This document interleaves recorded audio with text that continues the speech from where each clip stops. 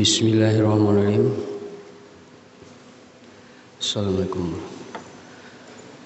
A'udzubillahi minasyaitonirrajim. Bismillahirrahmanirrahim. Wassalatu wassalamu ala mursalin walhamdulillah. Rabbi shrahli sadri wa yassir li amri wahlul 'uqdatam min lisani yafqahu qawli. Allahumma ahyana ba'dama amatana wa ilaihin nusur. Pertama-tama marilah kita ucapkan panjatkan puji dan syukur kepada Allah Subhanahu wa taala yang mana kita pagi ini masih bisa berkumpul dan sholat subuh berjamaah di masjid kesayangan kita Baitul Ma'mur. Dan tak lupa juga berkali-kali kita ucapkan juga puji dan syukur dan junjungan kepada junjungan kita kepada Nabi Muhammad sallallahu alaihi wasallam. Bapak-bapak, ibu-ibu yang dirahmati Allah, hari ini tepat tanggal 9 Agustus 2022.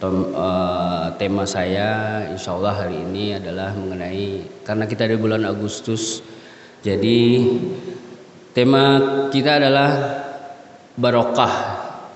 barokah di bulan kemerdekaan. Tentunya kita semua tahu bahwa bulan Ramadan adalah salah satu bulan yang dijadikan oleh founding father kita, Bapak Soekarno dan Hatta, menjadi bulan proklamasi. Dan setelah dilihat-lihat betul, hari kemerdekaan kita tanggal 17 Agustus itu Bapak-bapak Ibu-ibu, tepat di saat tanggal 9 Ramadan. Jadi tepat di hari Jumat. Di hari Jumat dan di bulan Ramadan. Jadi hari Jumat itu adalah Sayyidul Azam, yaitu induk dari segala hari. Dan bulan Ramadan itu adalah Sayyidul Zuhur, yaitu induk dari segala bulan. Jadi bertemunya dua hari itu, dua Sayyidul itu adalah hari yang dicari oleh Presiden Soekarno untuk memproklamirkan kemerdekaan. Sebenarnya hari Kamis sudah akan diproklamirkan, tapi Presiden Soekarno mengingat dengan Hatta, berpikir bahwa besok kita pas hari Jumat, besok akan diproklamirkan kemerdekaan. Dan Bung Karno di saat memproklamirkan kemerdekaan itu berkata bahwa semua itu atas berkat rahmat Allah Subhanahu wa taala dan atas berkat rahmat Allah. Jadi kita pikir-pikir sampai saat ini tidak ada kemerdekaan itu kontribusi dari umat Islam. Sedangkan proklamasi sendiri diproklamirkan di saat bulan Ramadan. Dan di sana adalah bulan suci. Jadi kalau sekarang dibilang bahwa umat Islam itu radikal atau apa, rasa-rasanya nggak mungkin Presiden Soekarno dan Pak Hatta memproklamirkan ini di saat bulan Ramadan. Dan tema kita kali ini tentang barokah, Bapak-bapak, Ibu-ibu. Barokah. Segala sesuatu itu harus dengan barokah. Jadi kalau saya lihat bermacam-macam makna barokah. Ada yang bilang kalau barokah itu rezeki kita sedikit, cuma rezeki sedikit itu bagaimana bisa memaksimalkan rezeki itu menjadi sesuatu yang berguna. Kita bisa contoh, saya mungkin kejadian nyata Bapak-bapak, Ibu-ibu.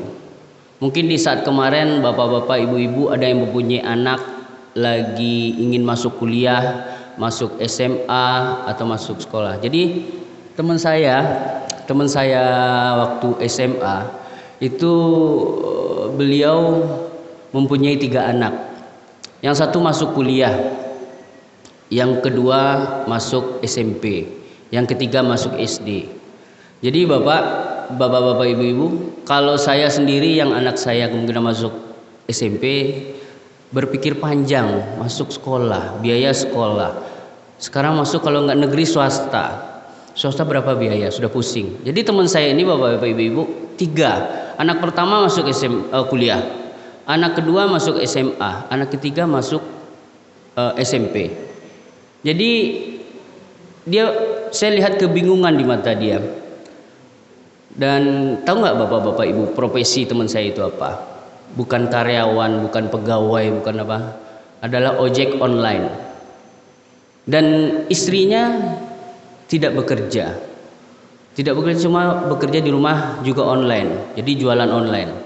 Dari menurut logika saya, masya Allah, begitu beratnya dia memikirkan bagaimana anaknya masuk kuliah, bagaimana anaknya masuk SMA, bagaimana anaknya masuk SMP. Tapi saya lihat kehidupan dia seperti biasa. Jadi rajin sholat, rajin sedekah walaupun dalam keadaan sempit. Saya sering cerita sama dia. Tahu ibu bapak ibu-ibu, ternyata anak pertamanya itu SMA-nya SMA 1. Di saat SMA 1 itu sendiri banyak mengeluarkan biaya. Tahulah bapak-bapak ibu bagaimana SMA 1. Ada les ini, les itu, dan semuanya. Jadi di saat dia SMA saja dia sudah berat. Bagaimana dia mau kuliah? Ternyata anak ketiga beliau itu seorang SMP, baru kecil SMP, Bu. Seorang YouTube. Jadi alhamdulillah hasil YouTube anak ketiganya itu bisa membiayai. Itu membantu pertama. Setelah itu ternyata pas ujian kemarin dia masih kebingungan, anaknya mau swasta apa negeri. Ternyata bapak-bapak ibu-ibu, anaknya lulus di ITB lagi, Bu. Masya Allah saya bilang. Banyak orang yang ingin anaknya kuliah di ITB, yang punya uang, punya banyak, berapapun dia bayar. Bagaimana anaknya bisa kuliah di ITB? Tapi dia seorang ojek online, lulus anaknya di ITB. Dan dia kebingungan sendiri. Anak di ITB mau dibiayain pakai apa? Kuliah ke Bandung. Tapi alhamdulillah pintu rezeki itu banyak, Bu. Pintu berkah itu banyak. Mungkin dari hasil beliau dengan ojek online yang berkah dengan keringat sampai jam 1, jam 2 dia ojek. Alhamdulillah anaknya lancar, dapat beasiswa, dapat program PKH dan gratis, Bu, di Bandung. Biaya beliau kuliah di sana bagaimana? Pemondokan, alhamdulillah dapat asrama. Jadi dari situ saya bisa menilai bahwa rezeki itu yang berkah dan rezeki itu yang membuat kita pusing, membuat kita bingung. Allah akan nggak tidur. Allah tidak tidur. Jika kita mengadu kepadanya, Allah tidak akan tidur. Dan satu lagi juga ada perbandingan. Saya lihat tentang barokah ini. Ada seseorang yang mempunyai penghasilan 3 juta dari kebun sawit. Dengan berkah dia membuat kebun sawit, dapat penghasilan 3 juta. 3 juta dia bisa gunakan untuk sekolah anak-anak beliau, pergi, dan juga bisa menabung untuk pergi haji dengan niat yang baik, yang tulus. Satu sisi. Sementara tetangga dia seorang pengusaha sawit juga, sama-sama sawit. Satu kebun sawit, satu pengusaha sawit yang punya pabrik. Punya uang 30 juta Bapak Ibu. 30 juta dia pergi ke diskotik, 2 hari habis. Habis itu sakit, stroke, lalu meninggal. Sama-sama, satu 3 juta, satu 30 juta. Tapi pemanfaatannya masing-masing beda-beda. Jadi satu yang berkah, satu yang walau-walam ya Bapak-bapak Ibu. Cuma kita semuanya alam takambang jadi guru, jadi bisa mencontoh. Jadi kembali ke topik kita tadi bahwa 17 Agustus, karena bulan ini bulan 17 Agustus pasti banyak perlombaan, pasti banyak peringatan. Dan juga ada, saya dengar-dengar dulu tahun lalu yang ribut bagaimana hari ulang tahun itu dipermasalahkan, tidak diperingati, termasuk hari ulang tahun kemerdekaan. Jadi menurut saya mungkin pemandangan berbeda-beda. Kenapa kok hari ulang tahun dirayakan sama hari ulang tahun kemerdekaan kita kok dirayakan? Dan sebuah hadis sahih, hadis riwayat Tirmizi yang menyatakan bahwa hari Senin itu adalah hari yang baik. Kenapa hari Senin? Karena di situ terletak 3 hari istimewa. Hari Senin, hari lahirnya Rasulullah. Hari Senin adalah hari bangkitnya Rasulullah. Jadi hari Senin adalah suatu hari yang istimewa menurutnya. Jadi di saat itu bukan membilang bahwa hari Senin itu menjadi hari yang ulang tahun atau apa. Jadi salah satu hari istimewa, hari lahir Rasulullah. Hari lahir Rasulullah diperingati. Jadi menurut saya tentunya kita semua mungkin nanti tanggal 17 ada perayaan di sini.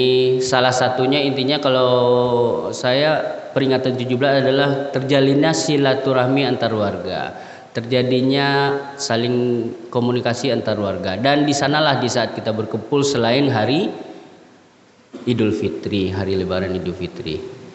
Oke, jadi itu sedikit pandangan saya tentang barokah dan tentang bagaimana memperingati hari kemerdekaan. Dan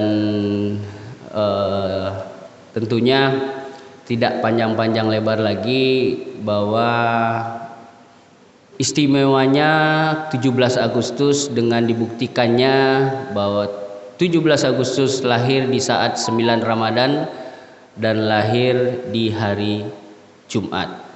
Sekian, wassalamualaikum warahmatullahi wabarakatuh.